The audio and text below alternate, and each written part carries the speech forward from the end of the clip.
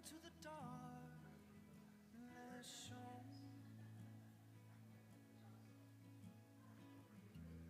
a light to the world unknown,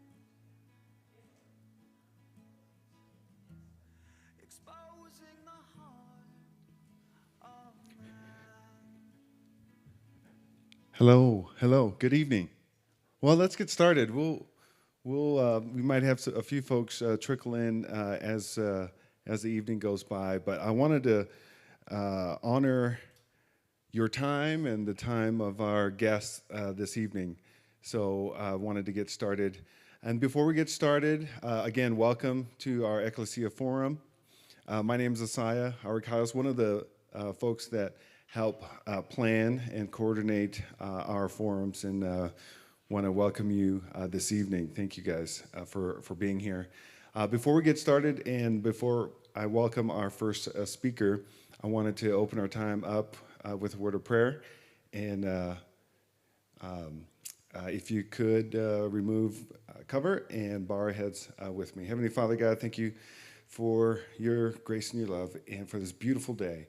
Thank you for the opportunity, God, for us to come together as citizens, free to discuss issues, to meet, to gather together.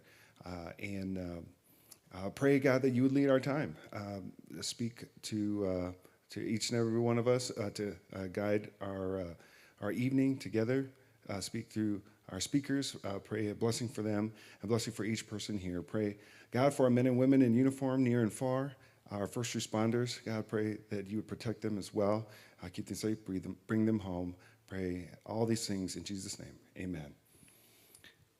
All right. So our first guest,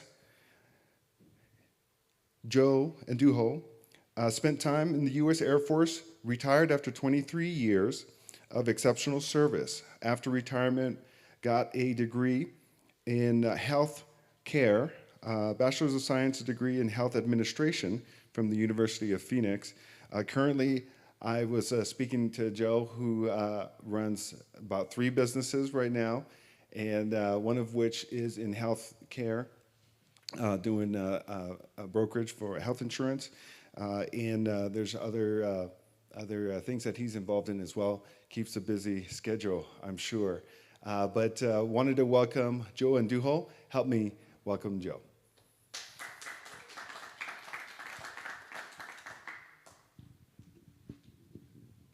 Thank you, Isaiah. It's a pleasure being here with you all today. Oh, that's really loud, isn't it? So I just want to tell you a story. It's my story, so you understand where I'm coming from. So if you guys will imagine that it's 1976, and I know that some here in the room weren't even born in 1976. Yeah. And some of you obviously were born in 1976 or earlier. But in 1976, a little boy, his parents, and his siblings arrived in Montrose on the western slope from Mexico. And on the first day of school, this little boy is amazed because everybody stands up and faces the front of the room and starts singing a song. Now, first 5 words of the song are, "Oh, say, can you see?" Now, the little boy's name is Jose, but nobody can pronounce it properly, so everybody calls him Jose. So you can see where the confusion comes. Obviously, this little boy learns enough English pretty soon and realizes that the song's not at all about him, but rather it's about the beautiful flag that's so prominently displayed in the front of the classroom.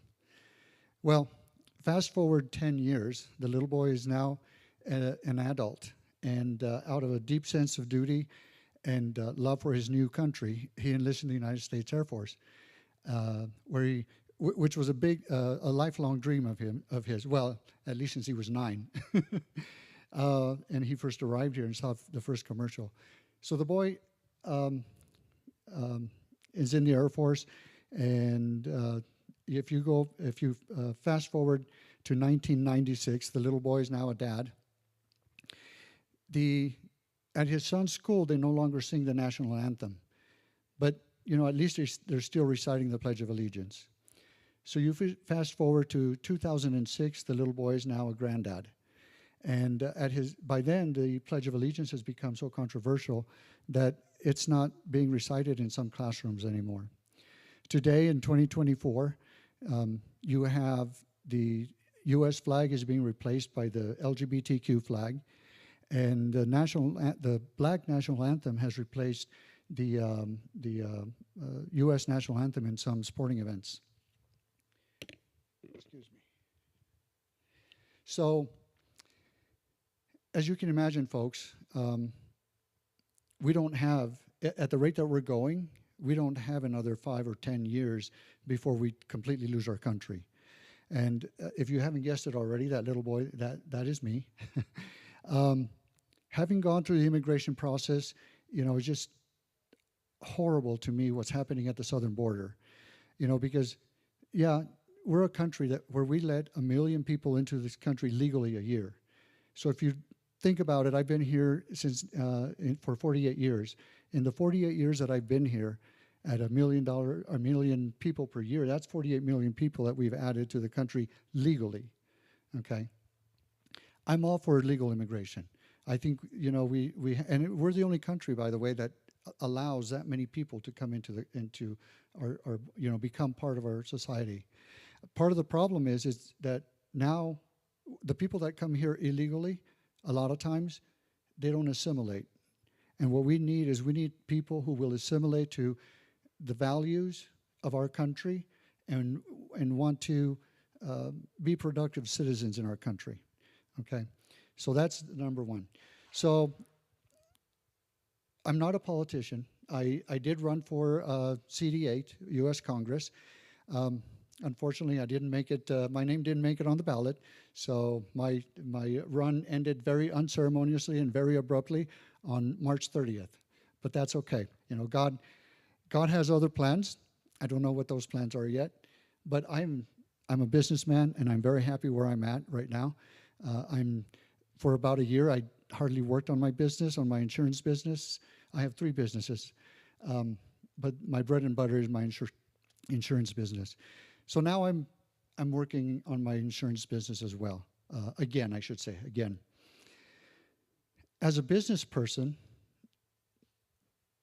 one of the things that is lacking in our government is businessmen and women in government. So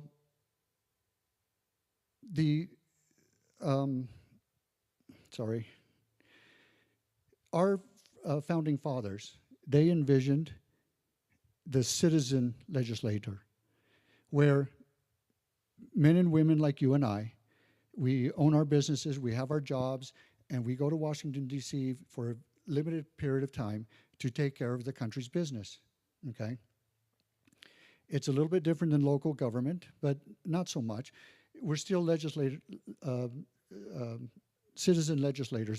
That's what the vision was. Our founders never envisioned somebody starting in government fresh out of college and never having met payroll, never having done anything really, and just dictating to the citizens how we should live our lives.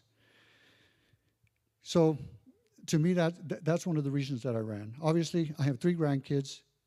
That was the main reason that I ran was for my 3 grandkids, because having come here in 1976 as an immigrant child and having had the opportunities that I did, and seeing where my 3 grandkids are right now, 12, and 13, they don't have the same opportunities that I had as an immigrant child.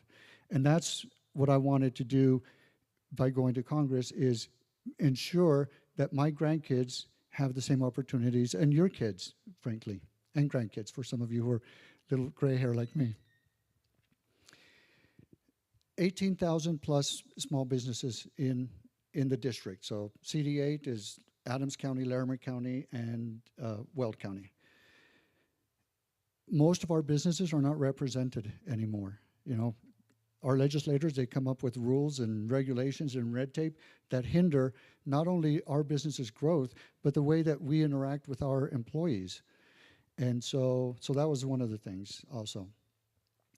I grew up on the western slope here in Colorado, so I was driving tractors and riding horses at age 12, and I was driving, on the ranch without it, because back then you don't have to have a license if you drive it.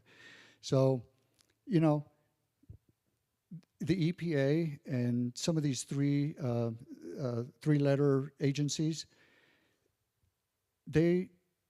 our government, our legislators have abdicated their responsibility and given a lot of power to these three-letter agencies: the EPA, the Department of Education, the FBI. I mean, they literally have taken their responsibility and given it away and said, and part of the reason, I think, is they don't want to make any tough choices, which is what we need. We need legislators who are going to make the tough choices. We're at almost $35 trillion in debt right now. That is debt that our grandkids and my great-grandkids, they're the ones that are going to have to pay it, because there's no way that we're going to be able to pay it. And it's criminal that our legislators are allowing this to happen. It should not be happening. If we had responsible legislators who adhered to the Constitution, we wouldn't be in the mess that we're in right now. That's the number one thing. You have to adhere to the Constitution. The first time I raised my hand to defend this country and to defend the Constitution was when I enlisted in the Air Force. A few years later, I became a U.S. citizen, and so that was the second time I raised my hand to defend the country. You know what? Most of the legislators that we have now, they don't uphold the Constitution. They swear an oath to uphold it, but they don't. If they did, we would not be in the mess that we're in right now. So my background is in healthcare administration. How many of you like paying a mortgage worth of premiums every month for your health insurance? There is absolutely no reason. I've been in the industry for 38 years. There's absolutely no reason why we should be paying the kind of premiums that we are. What the Democrats are trying to do, they're trying to make us go into a single-payer system where they decide what kind of a health care system we have. Obamacare, or the Affordable Care Act, that was part of the, trying to get in to do that. I don't know if you all remember, but the promise was you're going to save $2,500 a year. You're going to get to keep your doctor, and you're going to get to keep your plan if you like your plan and your doctor. I guarantee you, most of the people that believe that, they don't have the same doctor, they don't have the same plan. Oh, and by the way, they're paying way more than $2,500 a year more for their health insurance. I know the system well, and we can do much, much better. And so that's another reason that I had decided to run. It's just really sad, the state of our country, where we're at.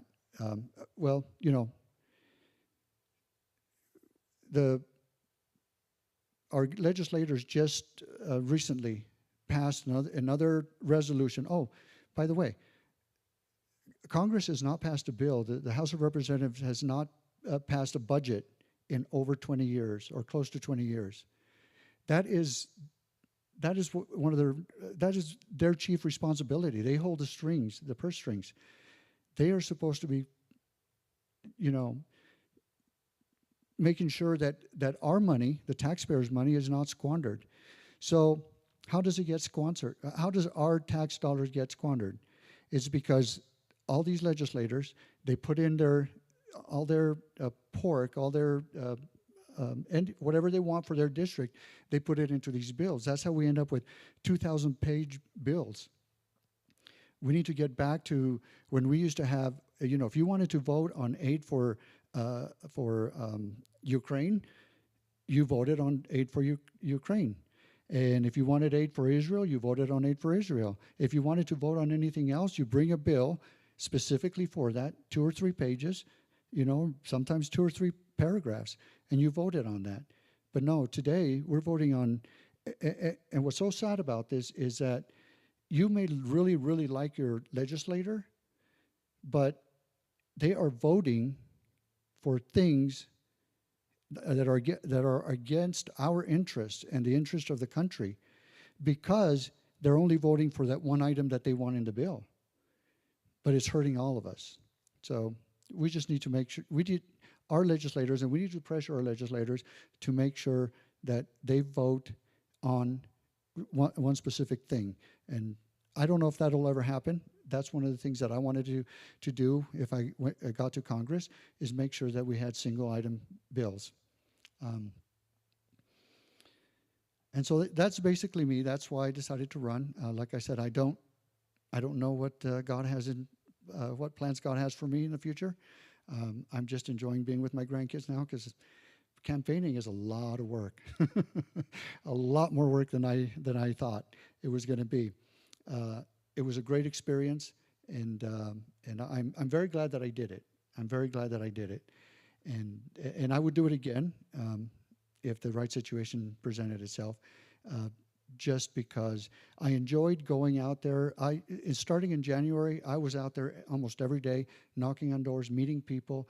I went from trailer parks all the way to multi-million-dollar neighborhoods, or home neighborhoods, and the people are hungry for people who will lead, people who will stand up for the Constitution, and for people who have principles, which most of our politicians don't have these days. So I don't have much more to say. I just I'm honored to be here. I'm very very glad that you guys have this forum to bring the community together. Ekklesia from the Greek means community, and I wasn't sure at first whether it was from the Latin, which means a gathering of believers, or whether it was from the Greek, which means community. So I was told you guys take it from the Greek. So any questions for me? I'm happy to answer any questions that you might have. Or Thank you, Joe. Appreciate it. So we do want to take some time for question and answer. We have a microphone set up here. I can bring you this microphone, and Joe can use that microphone. But we do want to use microphones so that everyone here can hear it. When the room is high ceilings and far walls, it's difficult to hear sometimes. So please use a microphone, and then it also helps with the video recording as well. So yeah, any questions? I did have a question if no one has one just yet. Joe, what was you had mentioned that you enjoyed running and liked it. What was maybe a few things that you learned? Sure. So I learned, and I guess I kind of knew, we decided that we were going to go through the assembly process. And so I think most of you are probably familiar with the caucus process, right? The caucus is, that's about as grassroots as it gets. You meet in your neighborhood, and a bunch of you and your neighbors decide who's going to be a delegate to represent everybody's views in the caucus. And so we decided to go through the assembly process because we wanted to honor that process. And what I found, I think, is that it's politics, and I don't want to say this. I don't want it to seem like it's being disparaging in any way, shape, or form. But there's this kind of like good old boys club, and stuff. And as an outsider, it's very difficult. One of the reasons that I did go out and canvass the district was, as a businessman, only the people that I do business with, and I know a lot of businessmen in the district, they're the only ones that know me. I wanted to go out and meet the residents in the community and hear from their mouths what are the most important issues to them. And I can tell you the border was number one for almost everybody. Number two was the economy. Number three was crime. So economy kind of encompasses the national debt and the rising property taxes and um, the inflation, that kind of stuff. So those were the top three issues for everybody, and so I listened because those are issues that are very important to me as well. So what I learned, probably in the future, I would probably go do a little bit differently, and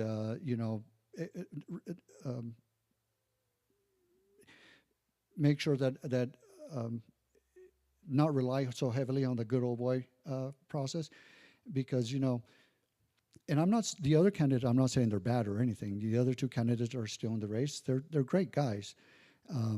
It's the people. The delegates decided who those the other two candidates are going to be. I think it would have benefited us to maybe go a different route and get the people in the district to have a voice as well.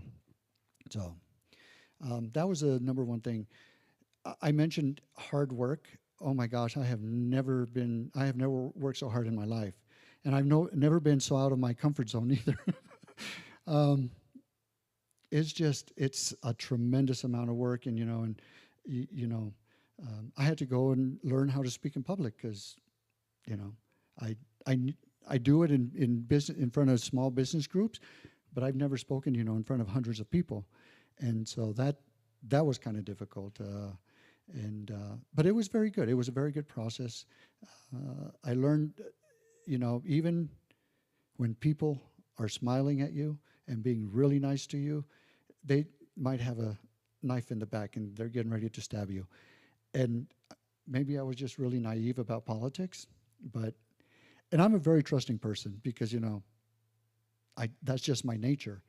And so, but my campaign manager would tell me, Joe, this is a blood sport. You're going to, if you're not careful, you're going to get hurt. So, and I didn't get hurt. I mean, but that's one of the things that I learned, is to trust but verify, as Reagan said.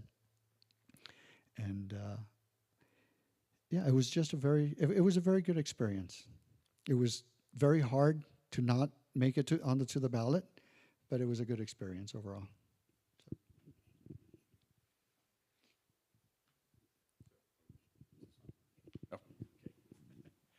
Yeah, thank you, Joe, for being here tonight and for sharing what you are sharing, because I think this is incredibly valuable for our group, being political outsiders and just trying to figure out where do you even start, because it seems like it's overwhelming. And it does seem like there's a lot of it that's it's already prepackaged, and if you don't fit the prepackaged, then what do you do? But my question for you would be, what advice would you give to political outsiders based on what you've learned? How would you advise them to engage moving forward? How many of you here have gone to have been part of the caucus system? So a few of you. That is the number one thing I would say is everybody get involved in the caucus, because that is as grassroots as it gets. And I've been to the state. I've been a delegate before. It's very enjoyable, actually, and I would just encourage everybody and bring your friends and your neighbors, your family. At this caucus that I was the caucuses that I was participating in, there were very few young people. So whenever I saw somebody who was very young, and we have a few young people here, so thank you for being here, and all of you in the back. It's very important.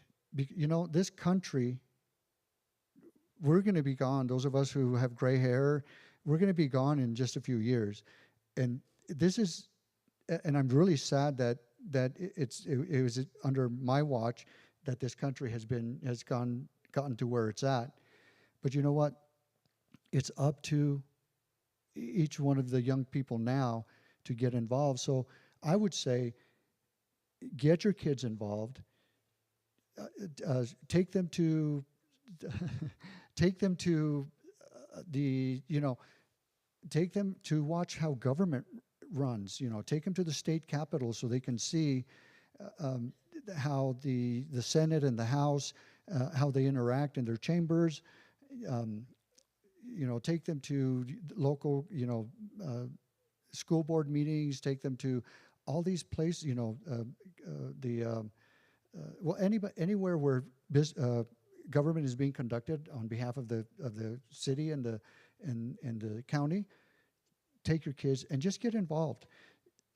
One of the sad things is as conservatives, I think we often get too busy or think we're too busy to be involved, and it's really a shame because on the left side, it's like a religion to them, and politics is like a religion, and we need to have a little bit more fire in our belly, because if we don't get involved, we're abdicating our responsibility, and it doesn't just affect us.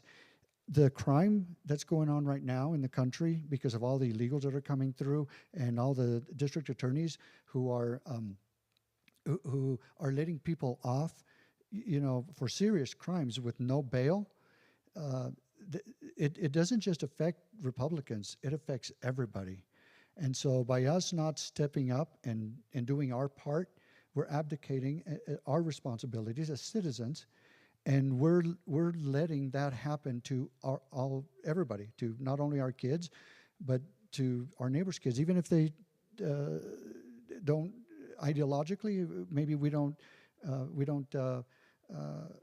agree, but and that's another thing. Don't let people bully you when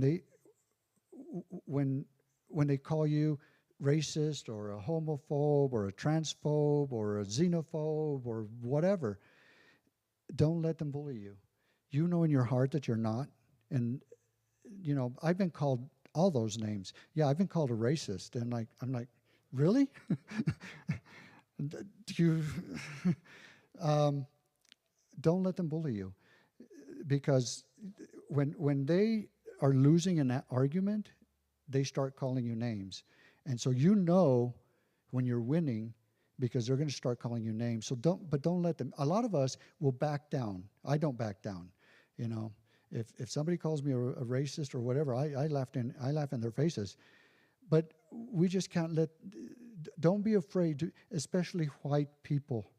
Okay, I'm speaking because right now, you guys are the ones that are taking the brunt of this hate and this cancel culture.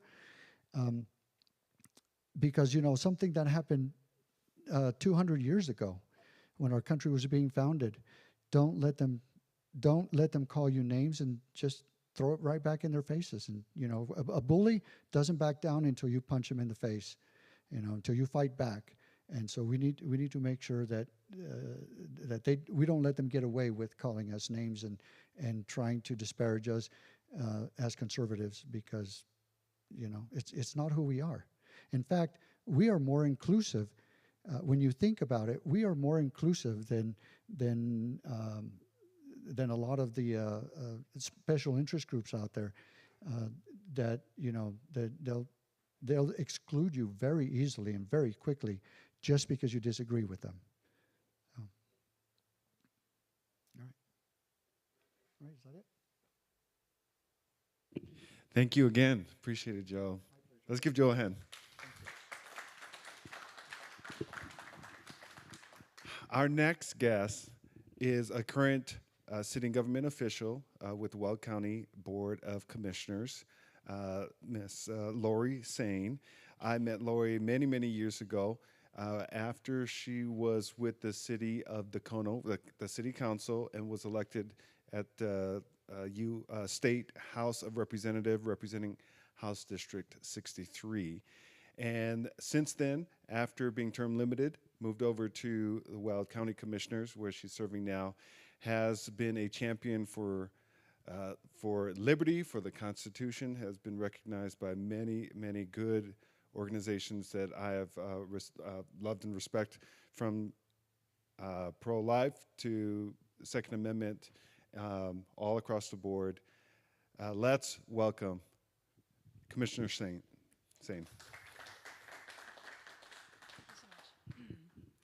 Thank you so much for allowing me to be here, and I was grateful to listen to Joe and his experiences, and hopefully you'll run again, sir, because I agree with that statement. We definitely need more business owners in government and run government more like a business. We have a severe lack of that right now.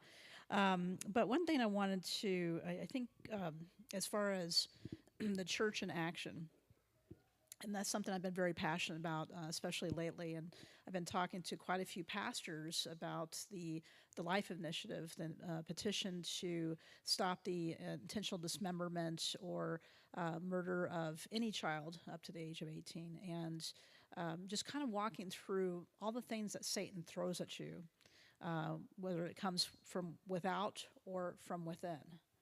And just giving them my experience as a state legislator running those bills like the Life at Conception Act and bills trying to stop, basically the gender.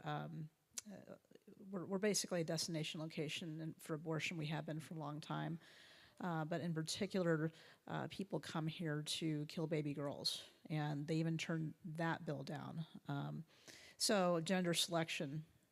Bills like that have failed in the Colorado legislature, as well as the Life at Conception Act, and allowing patients to see their own medical history like a sonogram. They don't like that because once a woman sees a picture of a baby and not a clump of cells, overwhelmingly they change their mind. So science is opening up that world that we haven't seen before, and it's a huge blessing. But back to action, just engaging those churches to engage in that topic in politics, which I had a conversation earlier and I've heard much the same thing. Well, I can't get involved in that, that's dirty. Well, we're supposed to go and eat with sinners and share that gospel. There's a couple of verses I want to quote real quick that I think people may take out of context or attach a different meaning. One of which is in Romans, and it's the Romans 13, 1 through 7. And, consequently, whoever rebels against the authority is rebelling against what God has instituted, and those who do so will bring judgment upon themselves. And you may have heard this verse quoted before. However, it doesn't mean that if the government says there's more than two genders, that we shouldn't do something about it. Because those who are not grounded in reality are much easier to control. And who is the prince of this world? Leaders in government, I don't care what flavor it is, tend to have a stronghold of control. They want control over others. And some will do by any means necessary. So it's very important that we not stay inside the four walls, especially when those whom God loves, especially our children, are most vulnerable, are being hurt by some of these horrible ideologies. So we need to take a stand. There's a really good, if you haven't seen the Bible Project yet, they've got some excellent videos. One of my favorites right now is there's 3 ways. Because we're citizens of heaven, but we're not there yet. Amen?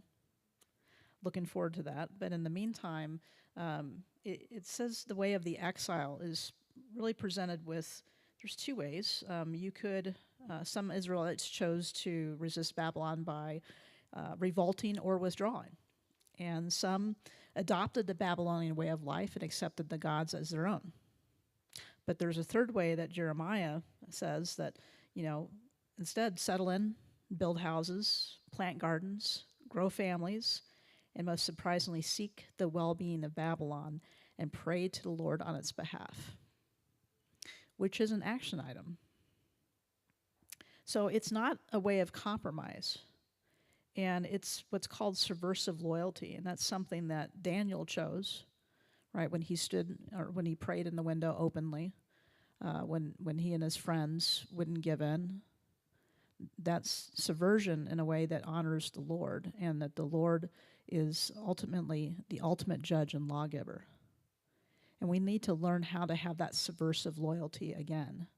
So when we answer for ourselves when we're attacked, which happens often in politics, right, we need to answer with a kind word, but continue to be subversive in those things that aren't aligning with the Lord's laws.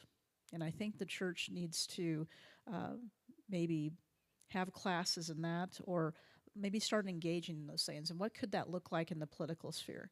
Well, it could look like running for office, right? And taking that chance. And you've gotten some message out there, whether you win or lose. You've provided people a choice.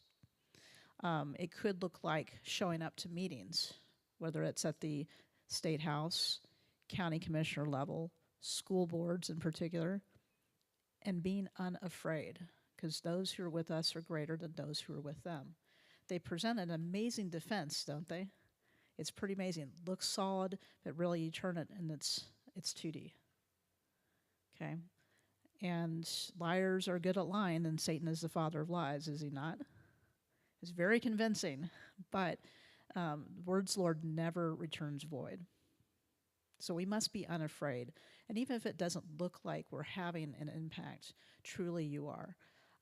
So one of the action items I may ask you to do is show up to the Weld County Commissioners meetings on Monday and Wednesdays at 9 a.m. There is a change in the atmosphere when their bosses, their real bosses, are in the room and they're listening. There's a complete change in atmosphere when you are sitting in on a work session where we're making decisions that affect people's lives. And I'll be so bold to say your local governments, even at your town here of Evans or your local cities and towns, they actually impact your life more than you think. And it could be more impactful than even some of the actions coming from the state legislature or even the federal government, because they have more power over you in this jurisdiction to raise taxes and do other things that impact the way you do business or the way you raise your family. So by getting involved, that could mean many different things, like volunteering for a campaign or just spreading the truth, which is really important. There's several ways you can look for the truth. One of those, Isaiah just mentioned, which is you can go on various different truth teller sites, one of which is Republican Liberty Caucus. There's a federal one as well as a Colorado edition of this, where they actually go through bills and they rate legislators on how they vote. Well, how is their scorecard? A lot of people during a primary will say, I'm pro-life, I'm pro-gun, I'm pro this, less tax, da-da-da. And they vote exactly the opposite way. But they're very likable, right? Generally, politicians don't get them because they're disagreeable and not very good with words, right? But you need to back those words up with some of these scorecards. So that's the way you trust a politician, is by how they vote. And if you think about it, that is how they enact policy. That is the only way they enact policy, really, or should. So I would encourage you, when you're looking up candidates, what statements did they sign? If they're a new candidate, have they signed the Rocky Mountain Gun Owners Pledge? Have they signed the Right to Life Pledge? Have they signed the Tabor Pledge? So there's ways you can look to say, hey, at least they're committing up front, I'm going to do this. And a lot of times they do follow through on those things because they put their name on the dotted line and it's public. So there's ways that you can look. But there's also ways you can look as you're going through, even your town councils. You can look at minutes and agendas. How did they vote on that issue for more taxes? Or just more government, or other things that grow government at taxpayer expense or business expense. One of the things I get asked quite often is, what does a county commissioner do? Anybody in this audience know? Willing to put your hand up? Come to the mic. Well, I've asked Republican groups before. The cutest answer I've ever got was, well, you commission, which is technically right. Yes, we do. But at the county level, and this is across the board and somewhat for your towns and cities for the most part as well, depending on how they're organized, but we have legislative, executive, and judicial, if you're counting quasi-judicial when it comes to land use cases. That's a lot of power invested in one body. So there's a lot that can be done, even in the planning arena, where you live next to something, or even a road down from something, where you're having a body make those decisions for you, and that can impact how you live, how you do business, and other things. So it's actually very important to have people looking in on what we're doing and being a part of that process and telling us, this is how we would like you to govern us. It's extremely important. So you may have heard that some county commissioners got offended and they took away public comment in a public building in a public hearing, which didn't go over super well, right? And for one, being offended at government is hard to do. We're supposed to be listening to you no matter how you say it or express it, unless you're directly threatening our lives. That's probably the only no-no. Everything else is, not covered by insurance if we were to kick you out of the building for saying something. So really important for elected leaders to know that. Sometimes we don't like what you say, that's very possible, but it's your right to say it and inform us about how you would like to be governed. So that did get reinstated after a lot of public pressure, and we had some really excellent groups like Destiny Christian Church in particular sat in after it was said that their pastor was very threatening the staff by what he was saying. And they did a great job on that and got some TV coverage because there was supposed to be some kind of protest that day, but the editor group left to do something else. But these folks showed up, and it created quite a stir nationally as well that elected officials would dare get rid of public comment just because they were offended. And the reasons changed just about every week. And first it was the citizens themselves because they said naughty things. And the second one was the staff felt threatened. And the third one was the city of Fort Collins. I don't get that because it's a different jurisdiction. But this is true. You can look it up. The fourth was me somehow. And the fifth is now Dave Williams because he said something at a private event. And but regardless, it's not our job to make excuses. It's our job to lead. And leadership does not look like shutting down the public when we're doing the business of the people, because you are our business. So the Weld County Commissioners have instituted new rules. And, one of those rules looks like to me very much a sit down and shut up situation. I can't say it nicer than that. But while they were debating these rules, I was actually cut off from asking questions, so it was literally effective right away, apparently. And I have to ask to go to the bathroom in meetings, regardless of where those meetings are held, if they're an official BOCC meeting, and ask permission to even stand or speak.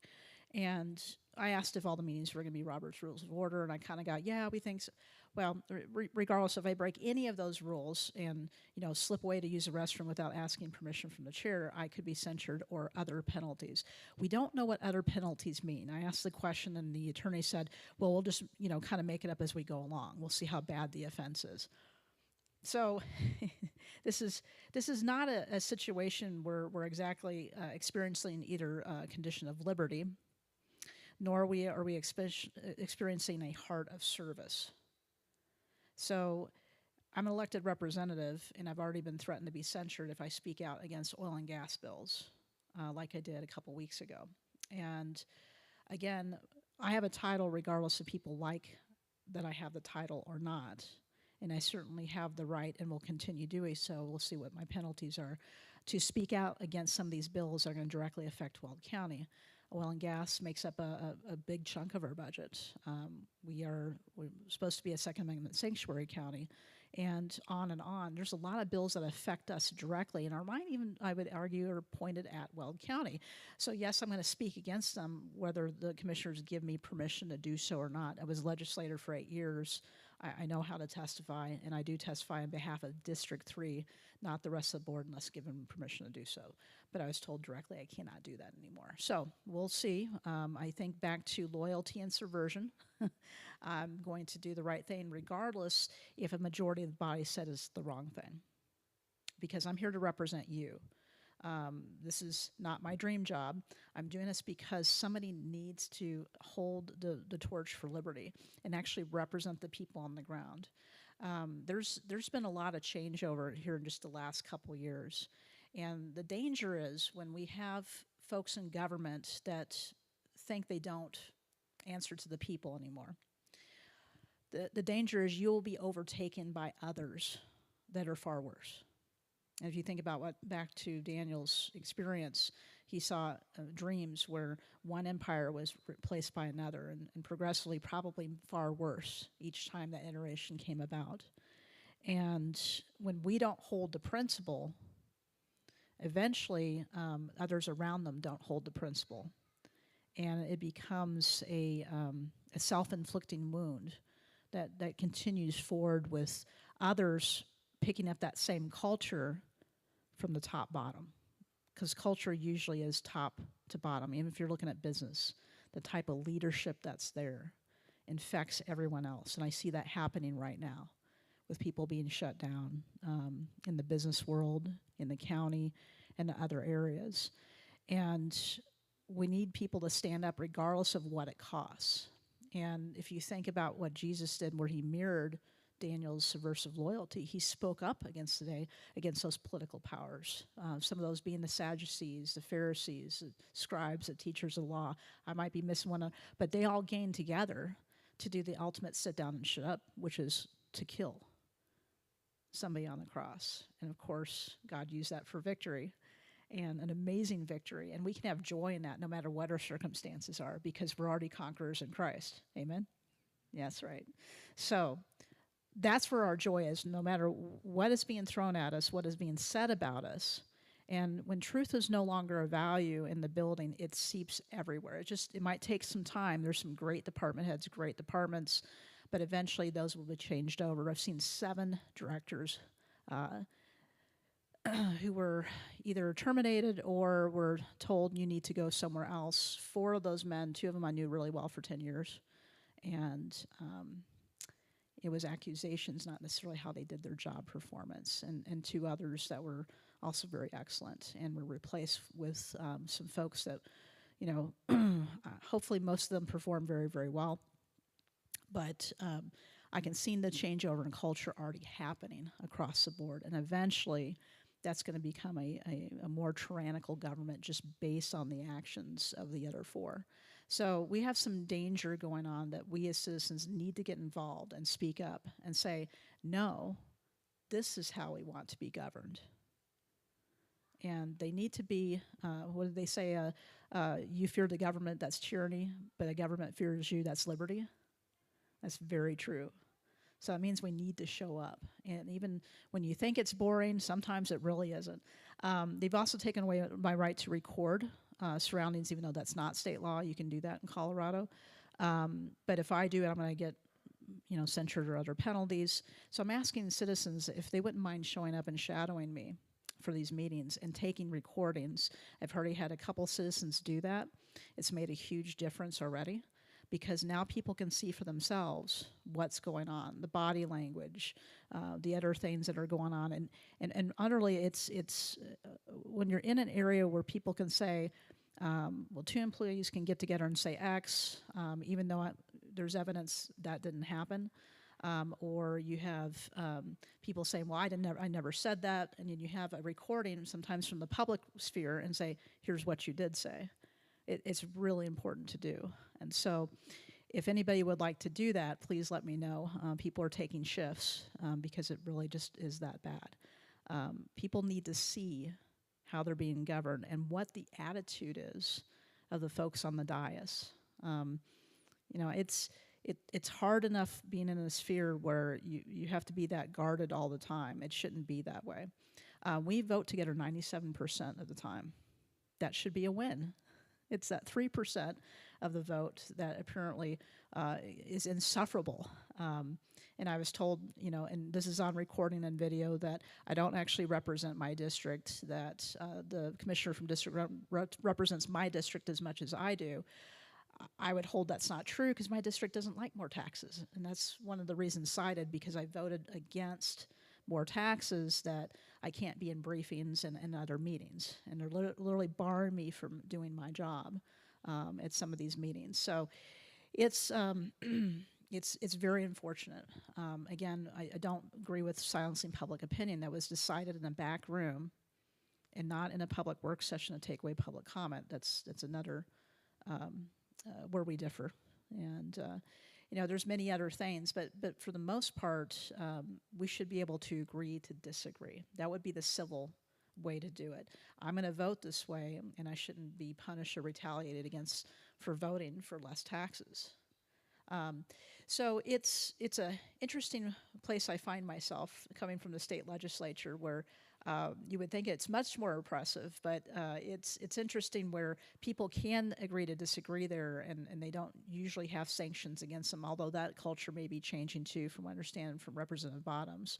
That some representatives, I've watched Brandy Bradley today get kicked off the podium for bringing up the fact that Democrats voted against her amendment for school safety. They didn't like hearing that, so they took a very long recess, from which she was not able to talk further by the speaker. So maybe some of that's infiltrating the state house as well. I probably wouldn't recognize, some of the culture that was there versus my time there, but we're rapidly entering the stage of Babylon. Wouldn't you agree? I mean, our country was founded by people who believed in God. They wrote it into our operator's manual. They wrote it into the DOI in the Constitution. And, this is an American experiment where we are called to govern ourselves. But if we will not govern, which means showing up, speaking your mind, speaking out, then we will be ruled by people who may not have our best interests in mind or our values that built America. So it's my call to action for members in the church and the community to get involved. It really makes a huge difference. One person can make a huge difference just in speaking out on the microphone. And I've seen people just skitter backwards and go, "Oh, we're not going to do that." And you speaking is even more powerful than me speaking, because again, they're your boss. They don't know how many of you are there, but they know you're mad, right? And that might lead to a different outcome in an upcoming election. So with that, I'm your district commissioner for District 3, Lori Sane. I might be censured for that too, because I'm a non-official BOCC meeting. But I am running for the large position because I felt we needed better leadership than what we have there now. And again, I really appreciate this time. And in caucus, I did win top line, even though I was a write-in candidate, which is quite a feat because God kind of just shoved me right through the door and said, "You're going to do this today." I'm like, okay. And he'd been poking me in the chest for about 3 or 4 weeks, and I'm really stubborn. I'm like, I can't do that. There's giants in the land. Well, let's be like the two scouts, right? And say who is with us are greater than he is with them, and leave the results to God. And who knows what kind of difference I can make by opening doors and opening eyes and opening hearts in these next several months. So with that, I think we have question and answer time, right? Okay. Yeah. And if that mic doesn't work, I'll whip it around.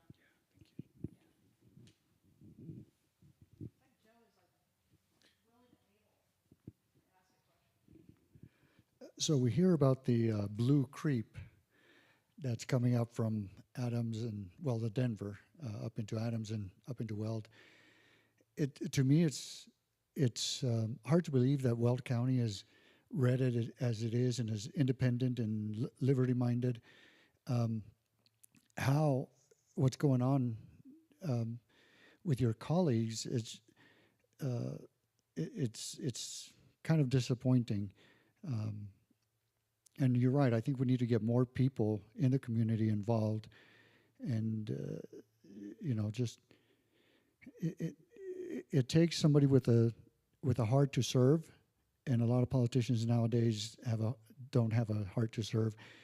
So, in your opinion, how can we stop the red or the blue creep coming into Weld County? That is a great question because we can't let Weld County go. We've already got a blue state. We need to keep those Republican strongholds there in place. And as I mentioned, we won't do that if this is the kind of actions that people are seeing taking place. They're not going to trust that party that's in charge and should be representing those principles of individual responsibility, free markets, and limited government and equal treatment under the law. And I will say this, it does come down to a lot of equal treatment under the law. When you have a ruling class that has established themselves, you start seeing things like rewarding friends and punishing enemies. And unfortunately, I think you're seeing a lot of that going on right now. And I fault some of that to we have opened our primaries, and thank goodness the state party has closed those. But what that has done is everybody, I would say there's a lot of people, moneyed people. Some people call them the donor class or others, but special interests in general have more money to spend than those folks who are in it to do the right thing, and they can outspend you in various ways across the political spectrum and say this candidate's too extreme, they're a bad person, and a lot of times just outright lies, which happened to me in the campaign for CD8 last time. They spun to Republicans that I was actually the liberal in the race, right? Which obviously isn't true. I have A's and my opponent had F's. They also said I was not a supporter of the president, although I was one of the first ones to endorse him after he put the pro-life judges in place. And obviously, I was the first surrogate speaker in Colorado for President Trump, among other things. So, you know, it's there where truth has no value, and people have enough money to basically lie to most of the electorate. Marketing works, and it works every time. You hit somebody 7 times with a mail piece that says she's really this, and this person is really that. It's really hard for those people in there to do the right thing, and it also changes the dynamic. Anybody who was there initially to do the right thing, I've seen so many people, they had a plan until they got hit in the face, and then they start backing down because it's so much easier to go along to get along, right? You know, when your ego's on the line and you're receiving these hits, it doesn't matter where they're coming from.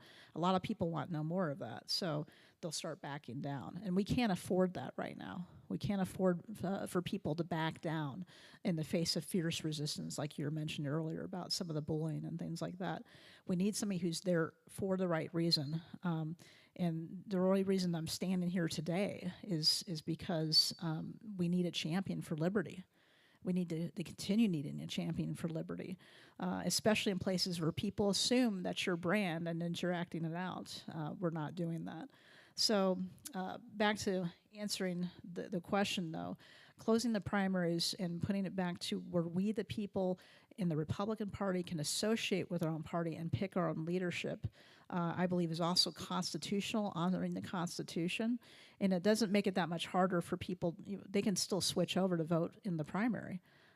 It only takes a couple of clicks, I believe, with the Secretary of Website's address to change your affiliation to Republican to vote. So we're not keeping people out of the voting process. So anybody who's saying that that's not true.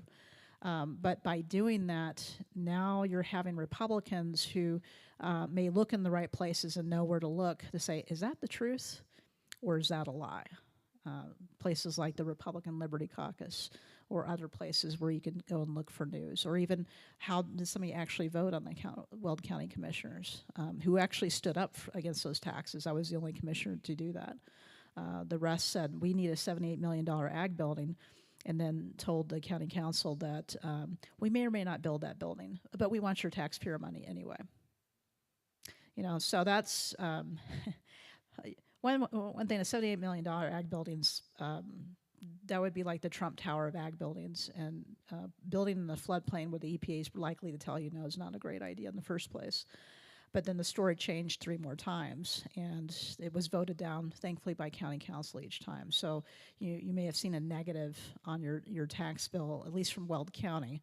But that was hard fought for, and I paid for it. You know, they took away my committees, they took away other things for how I voted. And again, your vote is your number one job as a politician in the state legislature or in Congress. You can run no bills whatsoever, but you are expected to vote because that's what people send you there to Washington, send you there to the state capitol, and send you to Weld County to vote to enact policy in a transparent manner. So the other challenge is making sure everything happens in a transparent manner and not behind closed doors like the public comment vote, right? So that's my other battle, is making sure that we are obeying open meetings laws in word and in deed, following the spirit of that law. And that makes me a part of the decision-making process as well for you as your representative. Any other questions?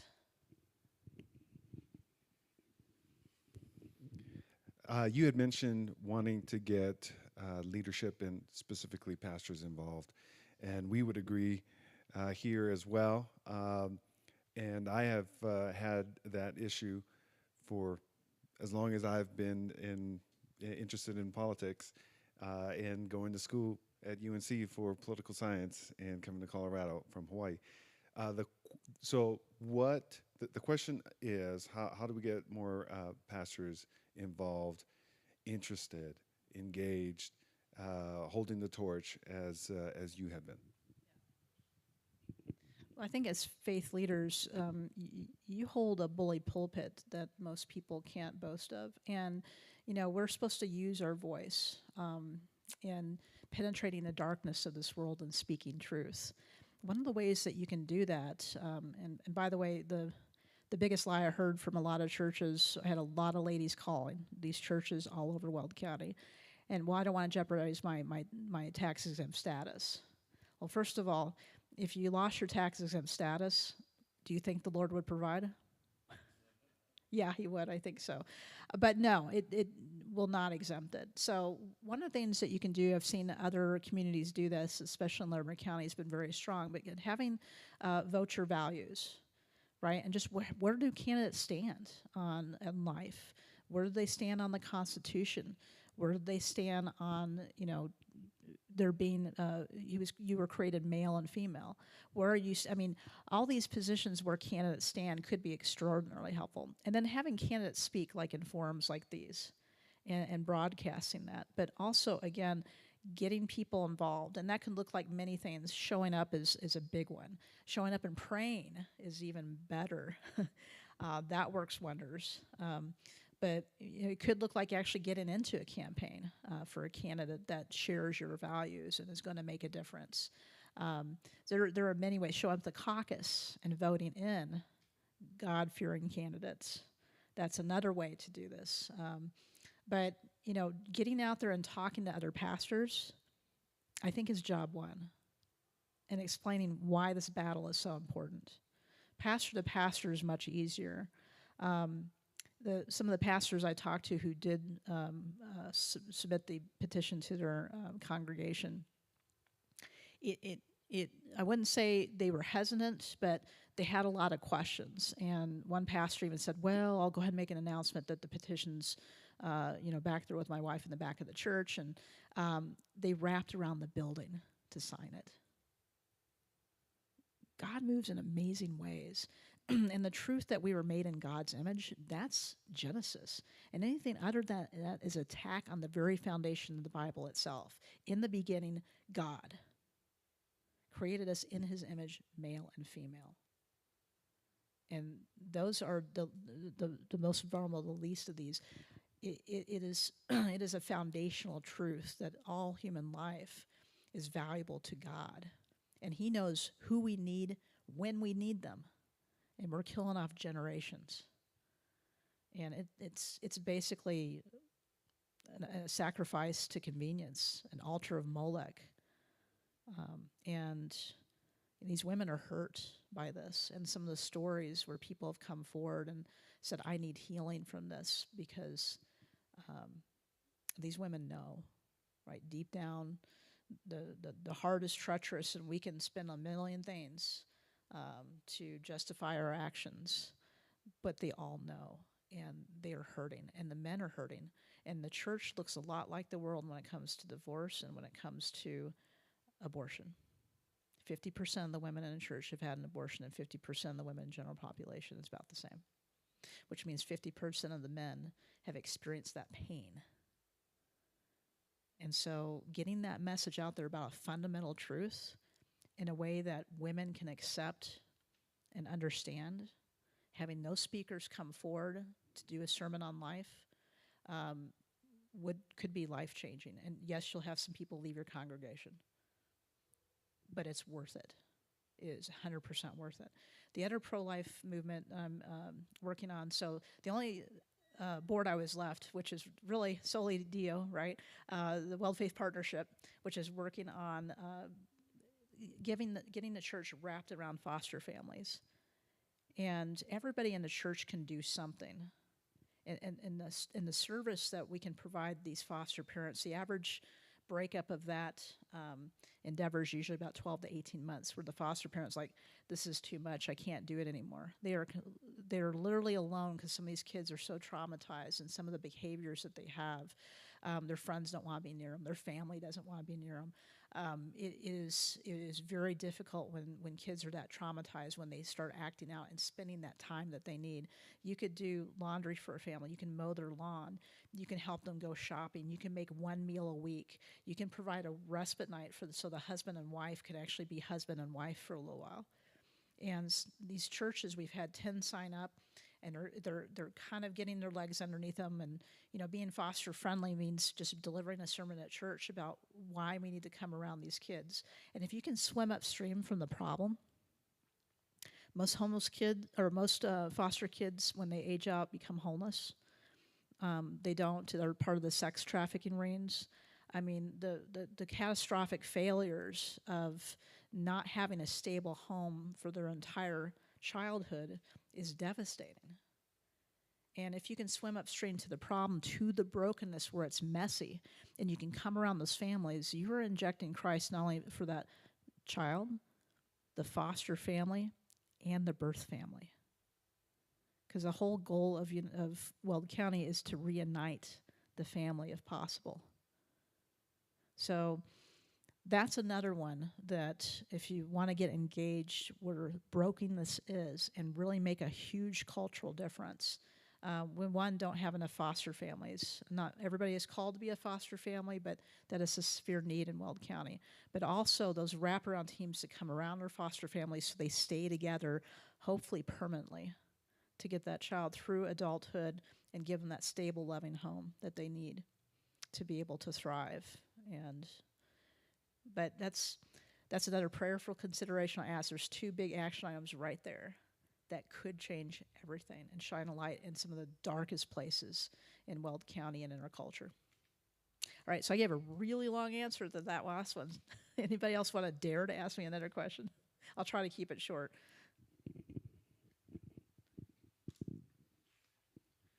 Well, thank you, Lori, for being with us tonight.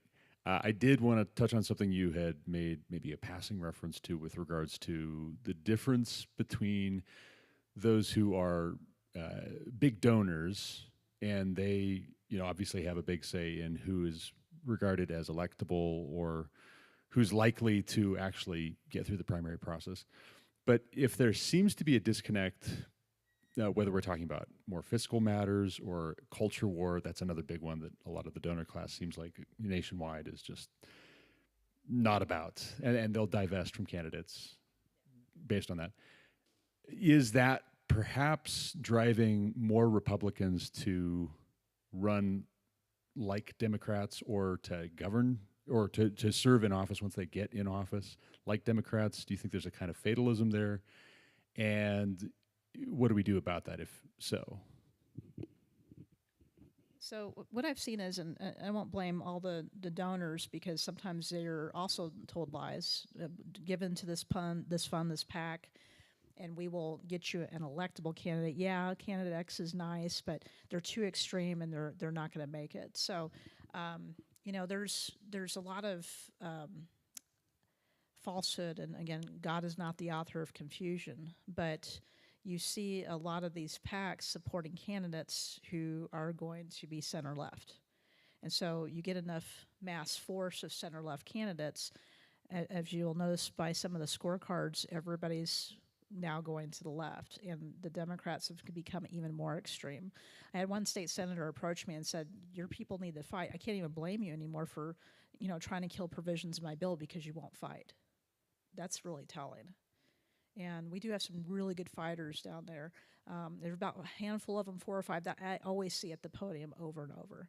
And sometimes others, when it comes to a very clear choice bill that obviously would, like the gun bills and things like that. But for the most part, I'm not seeing others come up and fight, and that's a little bit disappointing on a regular basis.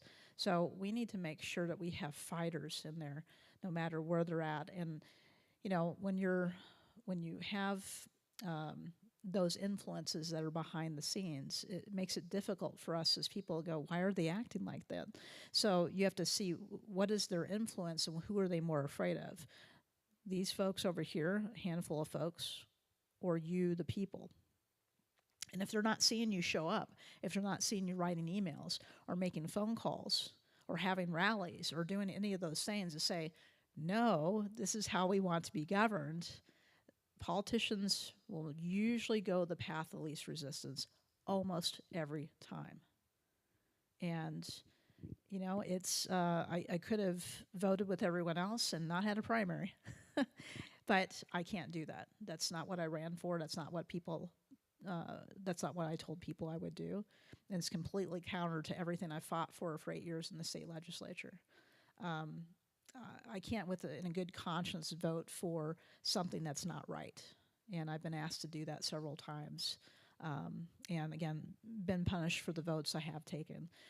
That's not right. And we need to flip those seats around. That's why I'm running for at large. I've got a nice, wonderful woman. She almost beat me in the first primary. But she'll vote a lot like me. She just didn't know me at that time, but Lynette Pepler, Kilpatrick Pepler, is running for District 3. So if we can get enough people to flip over the board, that can provide the change that we're really looking for, people who are there to serve the people.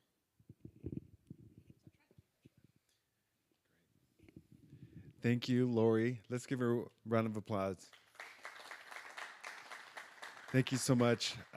With that, that concludes our evening. Thank you all for being here.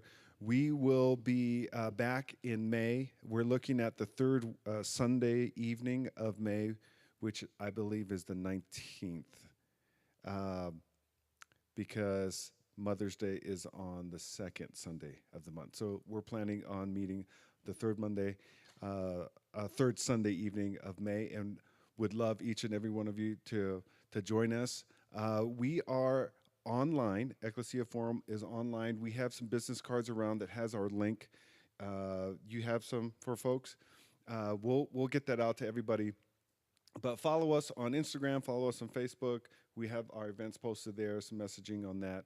But we'd love to stay engaged with every single one of you, and we'd love to see you next month here again. Thank you all for coming. Have a great evening.